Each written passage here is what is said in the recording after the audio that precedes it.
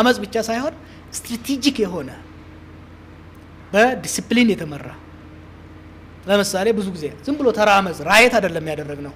ተራ አመጽ ቢሆን ኖሮ ኦሮሚያ ውስጥ የነበረው የትግራይ ተወላጅ አደጋ ላይ ሊደርስበት ነበር አንድ ሰው አልተጎዳም ስለዚህ አመጽ የሚፈጥረው ዛሬም ብቻ አይደለም 60ዎች ውስጥ የኢትዮጵያ ተማሪዎች ያመጹት የፖለቲካ ምህዳሩን በመዝጋት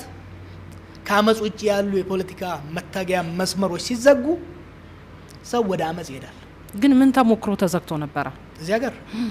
ምን እንዳለ ፖለቲካ አክቲቪስቱ በሙሉ እስር ቤት አልነበረም ሌላውን ቶ የዘራ ሁለት ላይ ሆነ ገብቶ ሲሳተፍ ነበር ቢሮ ውስጥ እኮ ነው ቢሮ ውስጥ ማመራሮቹ ተገለውበት መጨረሻ ላይ ለቆጣ ታዩ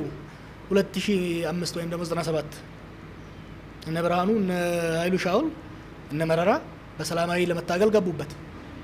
ምርጫውን ስለተሳተፉና ስላሸነፉ እስር ቤት ገቡ ከዛ አይደለም እንደ እነ ብርሃኑ አመጽ የገቡት ወደ ኤርትራ እኮ የገቡት ለያመጹ ነበር እነ ብርሃኑ